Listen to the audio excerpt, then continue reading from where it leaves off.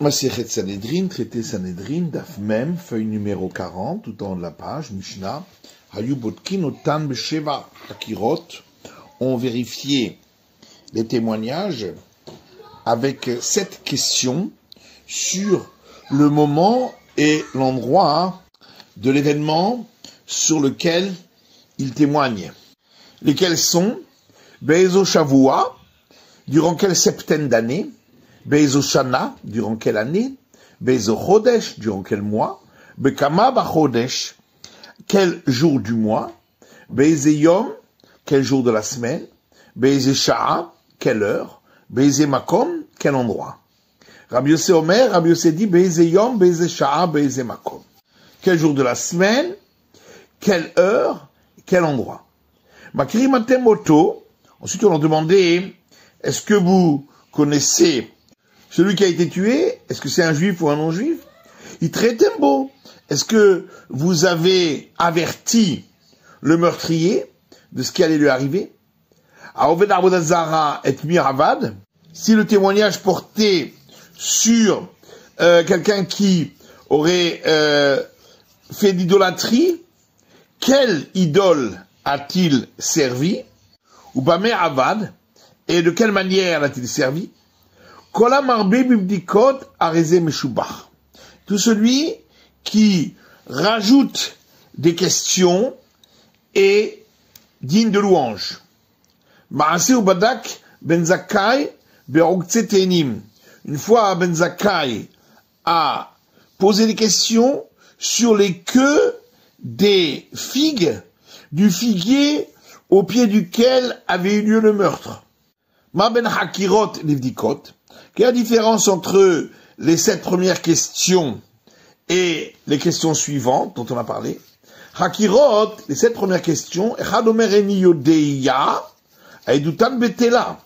si un des témoins répondait je ne sais pas, leur témoignage est annulé parce qu'il faut que le témoignage puisse être contredit par d'autres témoins qui pourraient dire à ce moment-là, vous étiez avec nous ailleurs. Védicode, par contre, pour les autres questions, si l'un dit je ne sais pas, ou même si les deux disent nous ne savons pas, leur témoignage est valable. Que ce soit pour les 7 premières questions, sur le moment et le lieu, ou les autres questions, si les témoins s'étaient contredits à ce sujet, leur témoignage est annulé. Si un témoin a dit c'était le 2 du mois, et l'autre a dit c'était le 3 du mois, leur témoignage est valable. On considère que l'un savait que le mois précédent avait eu un jour de plus, et l'autre ne savait pas que le mois précédent avait eu un jour de plus. Par contre, si un dit c'était le 3 du mois et l'autre dit c'était le 5 du mois, là, le témoignage est annulé. Si un avait dit c'est à la 2e heure du jour et l'autre disait que c'était la 3e heure du jour, leur témoignage est valable parce qu'ils peuvent se tromper sur ce laps de temps. Mais si un avait dit c'était la 3e heure du jour et l'autre disait c'était la 5e heure, leur témoignage est annulé parce qu'ils ne peuvent pas se tromper sur un tel laps de temps. Rabbi Omer Kayemet, alors que Rabbi a dit, elle est quand même valable, ils peuvent se tromper là-dessus aussi. Si l'un disait c'était la 5e heure du jour et l'autre disait c'était la 7e heure du jour, d'après tout le monde, leur témoignage est annulé. Parce qu'à la 5e heure du jour, le soleil est à l'est, et à la 7e, il est à l'ouest, donc il ne peut pas se tromper. Ensuite, on faisait rentrer le second témoin, ou Botkin Oto, et on lui posait les mêmes questions. Si leurs paroles se trouvaient équivalentes, Potrin Bisrout, on commençait par parler d'acquittement. Si un des témoins disait, j'ai une matière à acquitter, ou un des disciples disait, Yeshilamed alav chova, j'ai matière à le condamner, mashtikinoto, on le faisait taire. Si un des disciples disait, j'ai matière à l'acquitter, on le faisait monter, ou moshivinoto benehem, et on le faisait siéger parmi les juges. Il ne redescendait pas de là toute la journée. Et s'il y avait quelque chose de consistant dans ses paroles, on l'écoutait. Et même si c'est l'accusé lui-même qui disait j'ai des éléments à dire pour mon acquittement, on l'écoutait. À condition qu'il y ait quelque chose de consistant dans ses paroles. Si on lui a trouvé de quoi l'acquitter, pas trop, on l'acquittait. Et sinon, on faisait passer le jugement au lendemain. Et le restant de la journée, les juges se rassemblaient deux par deux pour discuter du cas. Et ils diminuaient leur nourriture. Et ils ne buvaient pas de vin toute la journée. Et ils continuaient de discuter de cela toute la nuit. Et le lendemain, ils se levaient tôt. Et venaient au tribunal. Celui qui, la veille, avait été pour l'acquittement, disait, j'ai été pour l'acquittement, et je reste sur l'acquittement. Et celui qui, la veille, était pour la condamnation, disait, Ani mechayev, j'étais pour la condamnation hier, ou mechayev ani bimkomi, et je reste sur la condamnation. Celui qui, la veille, avait donné des éléments pour condamner, pouvait, le lendemain, apporter des éléments pour acquitter. Par contre, celui qui, la veille, était pour l'acquittement, ne pouvait pas le lendemain être pour la condamnation. Ta'ou bedavar, si il y avait un doute sur ce qu'ils avaient dit la veille, les deux scribes des juges lui rappelaient ce qu'il avait dit.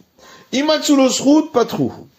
en fin de compte, il avait trouvé de quoi l'acquitter, alors il l'a quitté. Et sinon, on me dit Neminyan, on passait au vote. Si 12 étaient pour l'acquittement et 11 pour la condamnation, Zakai, il était acquitté. Si 12 étaient pour la condamnation et 11 pour l'acquittement, ou bien 11 pour l'acquittement et 11 pour la condamnation, et un disait je ne sais pas.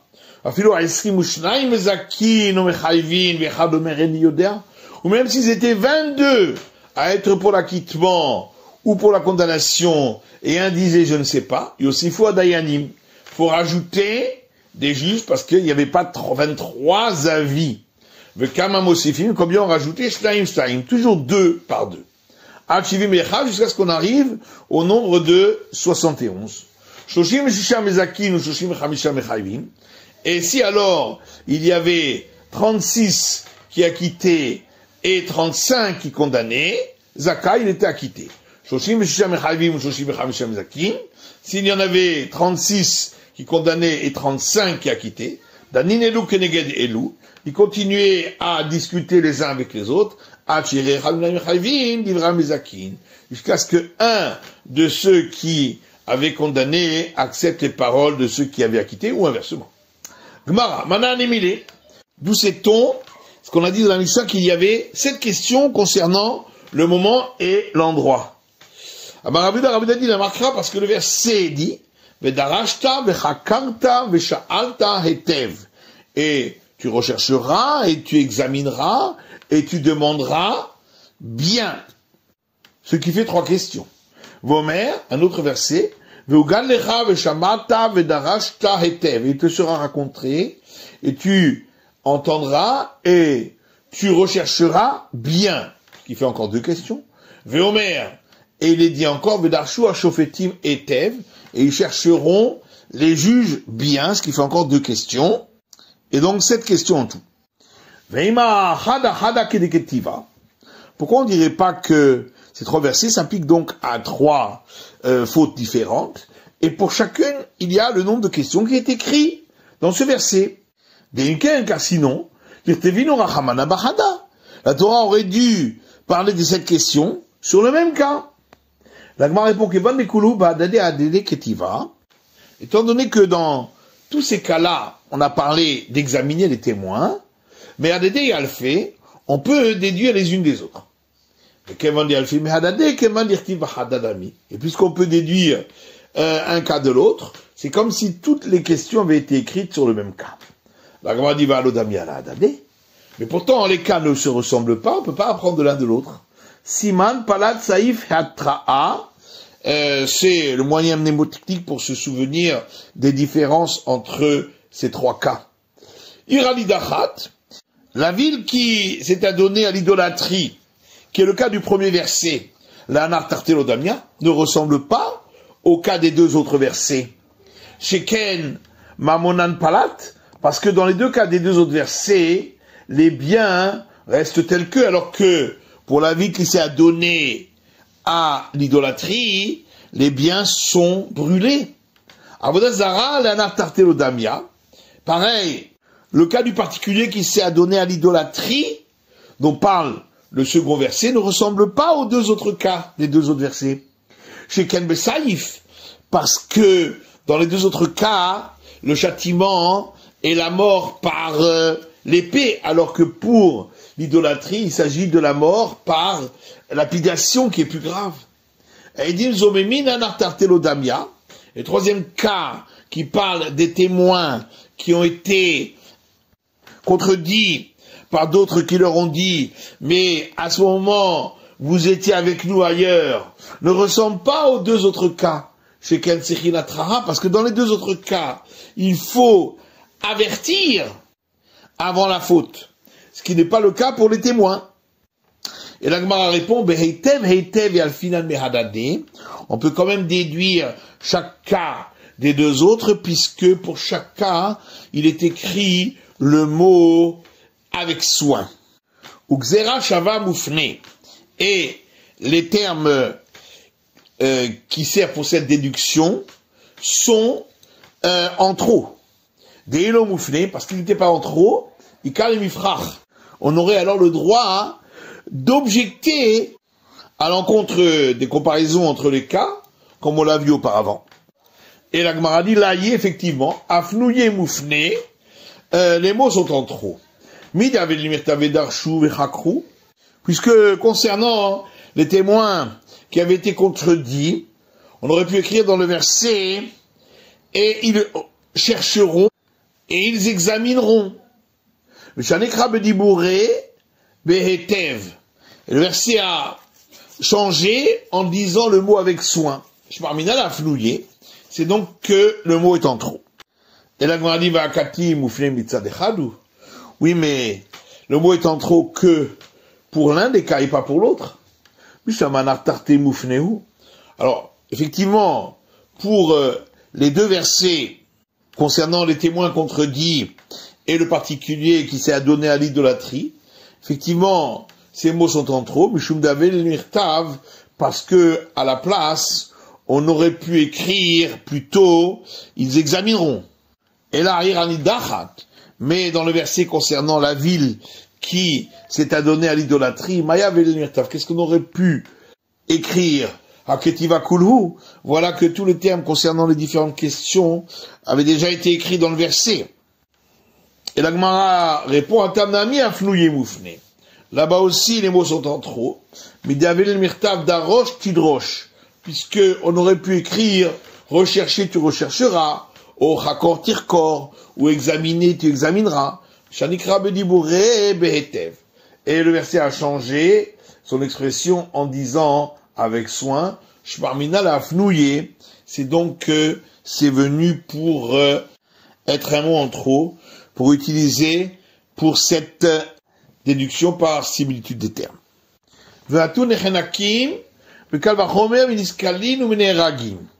Et le cas de ceux qui reçoivent la peine de mort par pendaison, qui est la peine de mort la moins grave, peut être appris pour cette question à partir d'un argument a fortiori des cas de la Torah, qui sont des cas où ils sont lapidés ou tués au fil de l'épée. Et bien que c'est très grave, il faut quand même poser toutes ces questions, à plus forte raison pour les peines de mort moins graves. Les cas de ceux qui sont brûlés pour la peine de mort, on l'apprend par argument a fortiori à partir du cas de la Torah où ils sont lapidés. Parce que lapidation est plus grave que brûler. La oui, mais ça c'est seulement d'après les sages qui disent que lapidation est plus grave.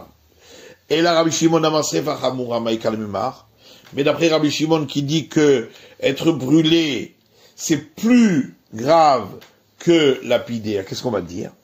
Et là, Rav Yehuda.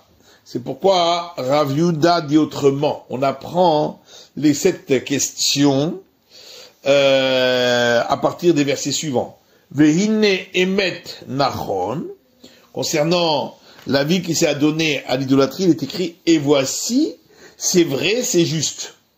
Et pareil pour le particulier qui s'est adonné à l'idolâtrie, il est écrit Veine emet nachon. Et voici, c'est vrai, c'est juste. Ce qui fait donc 4 questions en plus. Ahat serré, et en tout ça fait 11. Sheva, le Sheva Hakirot. Donc 7 pour les 7 questions concernant le moment et le lieu. Dal Telat, l'Exera Shava, mais on doit utiliser 3 de ces mots, un dans chaque verset, pour permettre de faire cette déduction par similitude des termes. Pacha Lehu Chada, et donc il reste encore un mot de plus. Les Rabbi Shimon, pour d'après Rabbi Shimon, les Atuyen Israfin, inclure également dans le cas de ceux qui reçoivent la peine de mort par le fait d'être brûlés. Les Rabbanan, et pour les sages,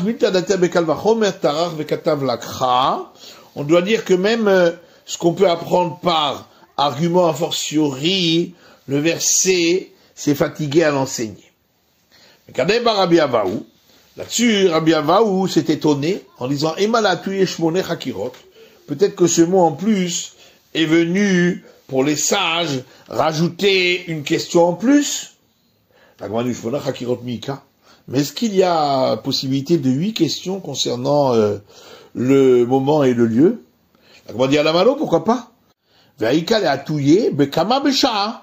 On pourrait également poser une question en disant durant quelle partie de l'heure ça a eu lieu? Et effectivement, il y a une braïta qui dit ainsi,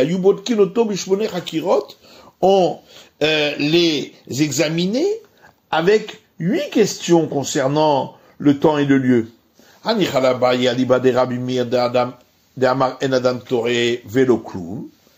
dit, la question de Rabbi Avaou ne peut se poser que d'après Abaye, au nom de Rabbi Meir, qui a dit qu'un homme ne se trompe pas du tout dans l'évaluation des différentes parties de l'heure. Donc effectivement, on pourrait poser cette 8e question. Ou le Hachlishna l'ami, de même, d'après cette version d'Amar, selon laquelle Rabbi Meir a dit Adam Torah Mashehu, qu'un homme peut se tromper, mais seulement sur un minuscule laps de temps. Effectivement, Shapir, la question peut se poser, pourquoi on ne dit pas que c'est cela la 8e question. Et là, là-bas, il y a l'Iba des Rabbi Yehuda. Par contre, d'après Abaye, selon l'avis de Rabbi Yehuda, d'Amar Adam Torah Hatzisha, qui dit qu'un homme peut se tromper sur une demi-heure.